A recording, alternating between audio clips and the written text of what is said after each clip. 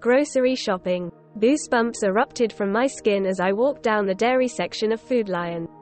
My dark hair hung wet and limped down my back, telling the world I just showered. My mother had asked me to grab a gallon of milk before heading to volleyball practice. Grabbing a random gallon, I headed towards the front to check out. Eyes glued to my iPhone screen, I smacked the milk onto the counter. "Is that all today?" a deep, monotone voice asked.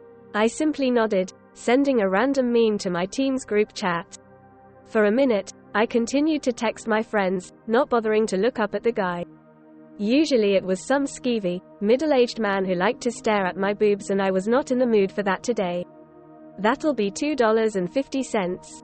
I finally looked up to see a boy my age with sandy blonde hair and caramel-colored eyes. Butterflies erupted in my stomach and my hands began to sweat like a cold water bottle left in the sun. My mouth ran dry and my tongue felt too big for my mouth. Everything disappeared around me. My focus latched onto the cashier in front of me. His name tag read, Joey. "Mom." He rose an eyebrow, hand outstretched towards me. My cheeks automatically turned a dark pink and I fumbled for my wallet. I almost dropped the entire thing, but thankfully I managed to unzip it and get my money out without any awkward or embarrassing incidents. Sorry," I stammered, handing him a crisp $5 bill. Without answering, he put the money in and handed me change. There was no line behind me, so I stood there for a moment, fingers curled around the handle of the sweaty jug of milk. I couldn't find the guts to say something or even ask a dumb question as an excuse to talk to him.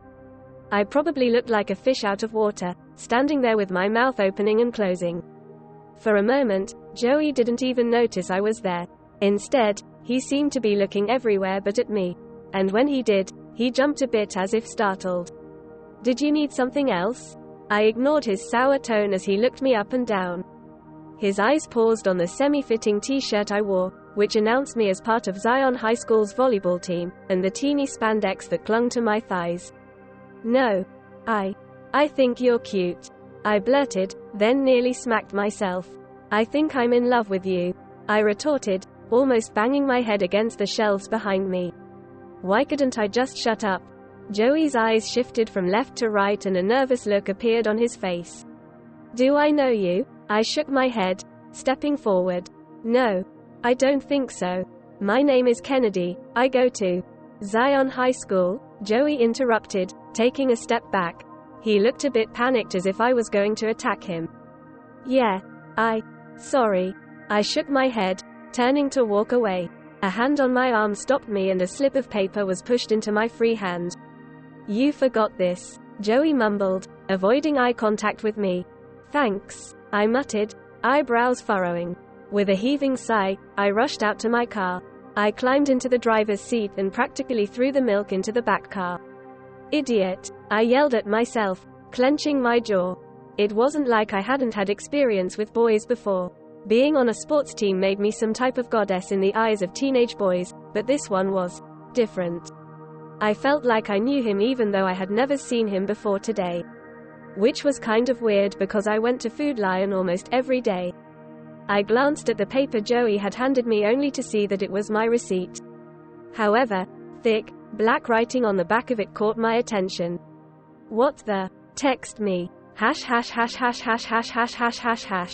I had to bite my lip to keep from screaming like a silly girl in a romantic comedy.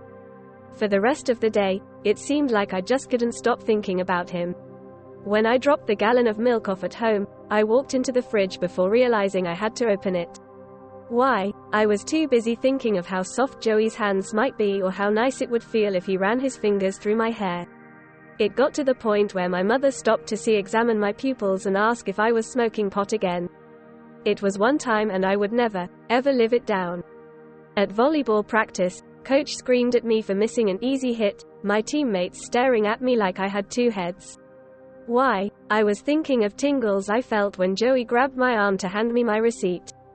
I never missed a hit in my entire volleyball career. I always managed to touch the ball if it swung my way. Even if it meant scraped knees and no skin for a month. Even if it meant bruised legs and breasts for a week. "Kennedy, girl, what is up with you today?" Carolina, our best server, asked from the shower in the furthest corner. Her tan skin gleamed in the dim light of the locker room. Huh? Oh, nothing. I didn't want to share Joey with the girls just yet. I wanted him to myself for a while. I knew that if I told them about him, they would either ban me from seeing him until after the season, or they would squeal and demand to meet him. Some of the more jealous seniors might even try to steal him from me in hopes of breaking my spirit. You look like you have the flu, Carolina replied, frowning slightly. Or like you just met the love of your life, Jenny sang, winking at me. Jenny was a newer member of the team, unaware of the "no boys until we win" state's rule. You couldn't even get laid at a party, for Coach feared nothing more than STDs and unplanned pregnancy. Oh hush, I replied, rolling my eyes. Whatever it is, you better not let it throw off your game. I won't. Later that night I finally worked up the nerve to text Joey. Hey, it's Kennedy. Almost immediately I got a response. The weird girl from my job? Single quote. Yeah, single quote. What was wrong with you? Single quote. I'm just gonna say it. Do you believe in love at first sight? Single quote.